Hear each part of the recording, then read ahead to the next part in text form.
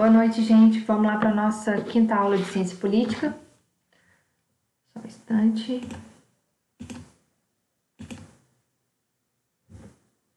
Hoje, 8 de setembro de 2020. Bom, gente, a gente vai continuar falando, né, sobre a evolução do Estado. Hoje nós vamos falar sobre o Estado medieval. O Estado medieval e as suas fases, que são três. Essas três fases, vocês têm que saber mais ou menos, né, explicar cada uma delas. Beleza? Eu vou ler com vocês aqui a apostilinha que eu fiz e depois eu vou explicar com as minhas palavras para ficar mais fácil a compreensão. Bom, gente, o Estado medieval surgiu na Europa Ocidental através do declínio do Império Romano, que ao passo dividiu-se em reinos, quando o comércio praticamente desapareceu das relações sociais e trouxe a agricultura como principal atividade econômica. Esse Estado, faltou um ponto final aqui, gente, na hora de eu digitar. Esse Estado, né, o Estado medieval, representa uma fase bem longa e difícil de definir. Por quê? Porque era instável, heterogêneo, uma mistura de povos, invasões bárbaras, a gente vai ver isso. Composto centralmente de eventos como o cristianismo, colocado no ápice da influência e poder, as invasões bárbaras e o feudalismo, como organização da sociedade.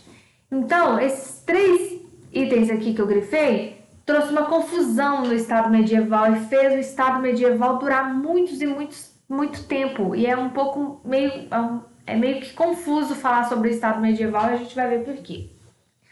Em um primeiro momento, pode-se dizer que a religião católica aproveitou-se da expansão do Império Romano para disseminar o seu credo, a fim de universalizar o cristianismo.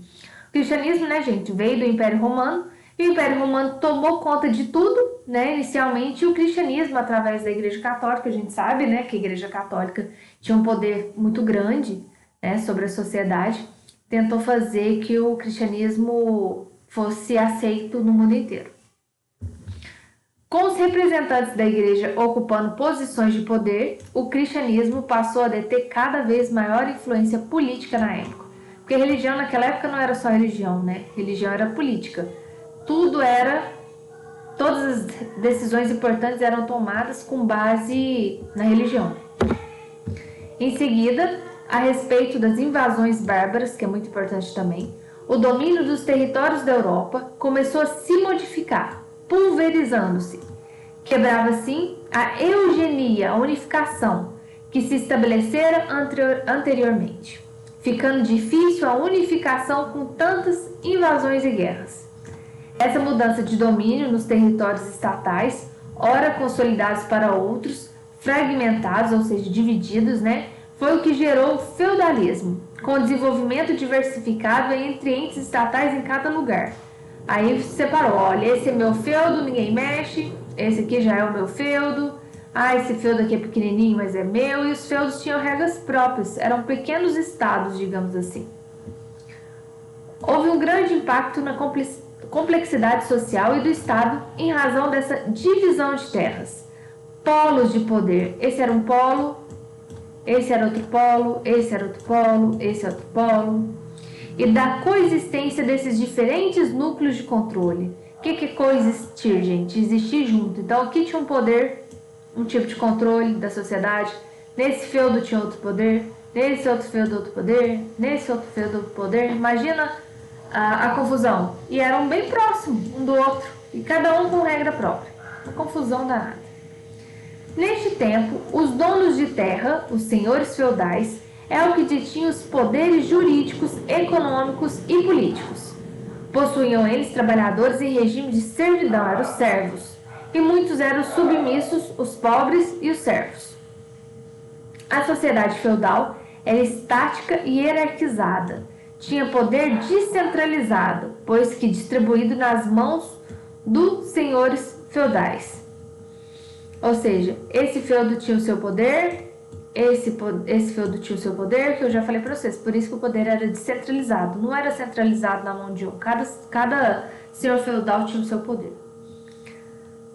A economia era baseada na agricultura e utilização do trabalho dos servos, já que as invasões e guerras também dificultaram muito o desenvolvimento comercial da época.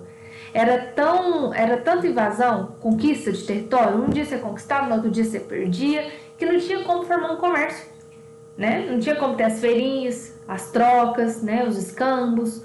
Então, tudo girava em torno da economia.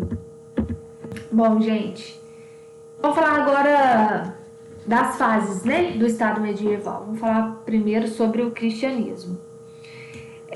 O cristianismo, né, surgiu do Estado romano, como eu já falei com vocês. Nessa mesma época, o cristianismo ele tentou aproveitar essa onda de expansão, né, do Império Romano, que estava tomando conta assim, do continente inteiro, né, para também crescer, levando o cristianismo para outros lugares do mundo, né, principalmente para o Oriente. E com isso, né, o cristianismo, que tinha muito poder político nessa época, passou a ter mais poder ainda, e ele se expandiu de fato muito. Junto com o Estado medieval, o cristianismo também teve muita expansão. Cresceu demais o cristianismo. Continua sendo hoje a religião mais professa no mundo inteiro, né, de adeptos. Outro ponto importante, né, outra fase importante que aconteceu no Estado medieval, lembrando que hoje a gente está estudando sobre o Estado medieval, foi as invasões bárbaras, gente, os bárbaros. O que foi essas invasões bárbaras? Vocês lembram, né, que a gente falou do Império Romano, que ia aumentando seus territórios, conquistando novas terras. E essa palavra, gente, território, essa palavra é a palavra-chave para a expansão bárbara. Porque essa expansão bárbara foi tomando territórios que eram de outras pessoas. Então, eles conquistaram um dia um território, depois conquistou outro, e todo mundo tinha medo dos bárbaros, eles foram conquistando. E isso gerou uma confusão, né? Porque foi modificando todo o território europeu. Quem dominava uma área já não dominava mais, o poder nesse local passava a pertencer a um outro governo. Um mês esse aqui era um governo, aí o bárbaro vinha aqui passava a ter outro governo, e aqui era um governo, passava outro governo. E começou a ter essa instabilidade. Por isso que, gente, eu tô falando assim rapidinho, mas isso demorou o quê? Anos e anos. Né? Por isso que o Estado medieval durou tanto tempo. A terceira fase, né, do Estado medieval foi o feudalismo. Como a gente falou quando a gente leu a apostila, o fator território também aqui nesse caso chamou muita atenção. Né? As terras do feudalismo, as relações sociais estabelecidas pelos senhores feudais. Aqui era um feudo, era o meu feudo, ninguém tascava. Aqui era o meu feudo, o meu território, as leis eram minhas. Aqui era o feudo, se eu quisesse escravizar dentro desse feudo eu podia. Assim, dentro desse mesmo período, né, o período medieval, nós já podemos perceber uma evolução do Estado, né? Primeiro passando pelo cristianismo, que foi influenciando, né, a formação da sociedade. Depois a gente passou para invasões bárbaras, né, com as inúmeras conquistas territoriais. E depois a gente passa para o feudalismo, né, que mudou também as relações sociais e fundiárias, gente. Fundiários quer dizer de terra. Tudo que é fundiário é relacionado a lote, terreno, terra. O feudalismo falava, olha, essa terra é minha e ninguém mexe. Essa delimitação de terra veio do feudalismo. Então, essas três etapas aqui que a gente estudou, cristianismo, invasões bárbaras e feudalismo, propiciaram, né, a passagem para o novo período, novo tipo de Estado. Né? Jogou a bola para qual, então, agora? A gente estudou o Estado medieval. Depois disso, a gente passa para o Estado moderno. Vamos ver sobre o Estado moderno agora. As três características do Estado moderno, gente. Povo, território, poder. Vamos ler a apostilinha aqui junto. Depois a gente fala umas palavras mais fáceis. O Estado moderno, esqueci de colocar em vermelho, nasceu no século XV, com o desenvolvimento do capitalismo mercantil e fim do modelo feudal, ou seja, começou o comércio, né, gente? Não era mais só agricultura. O qual se deu com a busca ativa de unidade de poder, pois já se tornara demais confuso o sistema pulverizado que se tinha nos feudos, ou seja, cada um tomando conta do seu com as suas regras. Estabeleceram então monarquias centralizadoras com a afirmação de um poder soberano, um só comandava. Esse tipo de Estado, apesar de centralizado, é demarcado pela subdivisão interna do poder, distribuindo-se atribuições e competências de controles e administração entre órgãos, entre aspas, né? Porque não existiam órgãos bem definidos, mas tinha os órgãos que ajudavam nesse poder soberano. O que ocorre em razão da crescente necessidade de desdobramento face ao aumento da sociedade. Quanto maior, né, uma sociedade, mais órgãos a gente precisa. Imagina se fosse o Bolsonaro só como presidente tivesse que tomar uma decisão para Iguatã, apenas ele, para outros municípios do Brasil inteiro. Não dá, né, gente? Então, devido a esse aumento da sociedade, desenvolvimento da economia, abrangência do território nacional e da consequente pluralidade de necessidades a serem observadas em diferentes matérias, competências e para todas as diferentes parcelas da sociedade. Ou seja, muita diferença, né, gente? Muita gente querendo coisas diferentes, então ele precisava, esse poder soberano, de órgãos internos para ajudar a gerir. Em resumo, quer dizer, né? Dado o natural aumento da complexidade das sociedades, as sociedades iam ficando mais complexas, e as vastas extensões territoriais de cada estado, fez-se necessária a criação de um polo de força centralizado, que contasse, porém, com vários focos de poder, de forma a ficar mais fácil controlar todo o território e todo o povo. Bom, gente, vamos voltar aqui. A gente vai falar agora sobre essas 3 características do Estado moderno. O Estado moderno, né, gente, igual a gente leu, está representado pela pulverização do poder, né?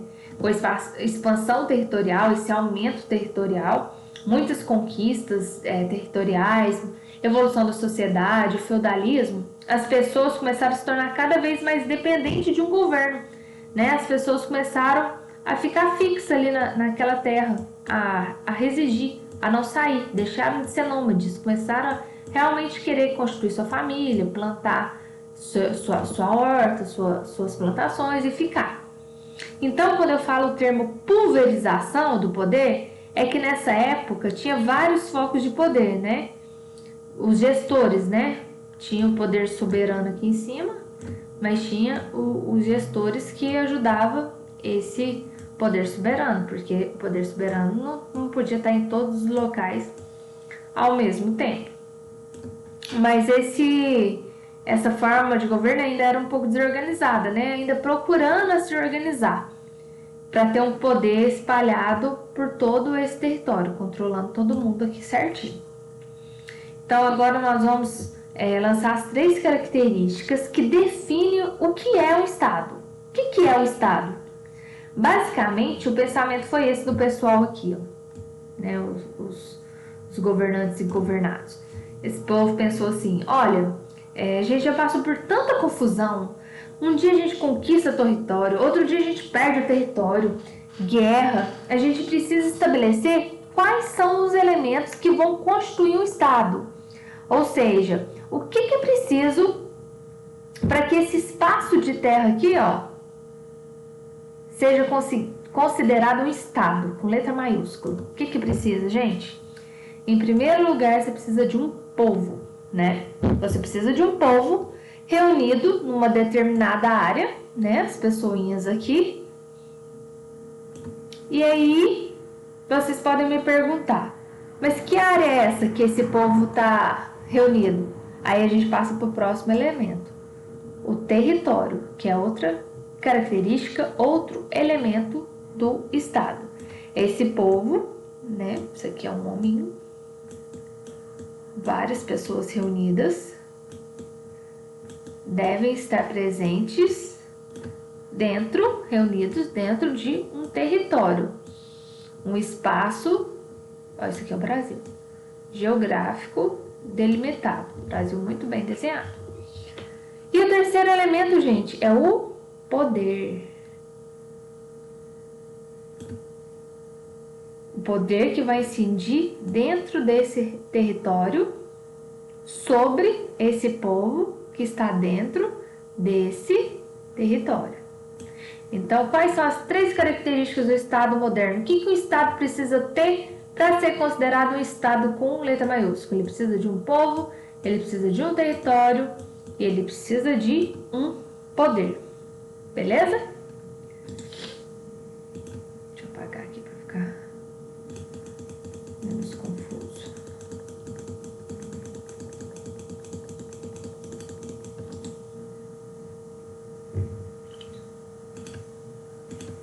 Então, gente, povo, território e poder são os elementos que constituem um Estado.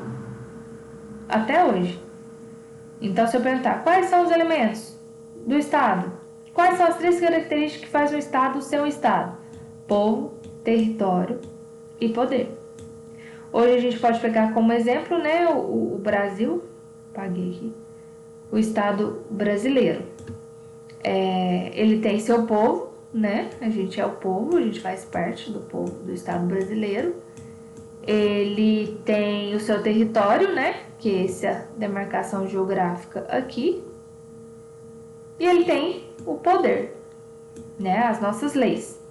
A nossa vizinha Argentina, né, gente? Ela tem outro povo, outro território, incide outro poder. A lei brasileira vale para quem? Para o povo brasileiro. Ela não atinge o Chile, não atinge a Argentina, não atinge os Estados Unidos. Então, gente, para gravar, essas são as 3 características que definem o Estado. E essas 3 características, povo, território, poder, surgiu no Estado moderno. Essas foram as grandes contribuições que o Estado moderno trouxe para a gente. Essas 3 características aqui. Beleza? Isso tem que saber. Na próxima aula a gente vai falar, por fim, do Estado contemporâneo. Boa aula. Qualquer coisa estou à disposição.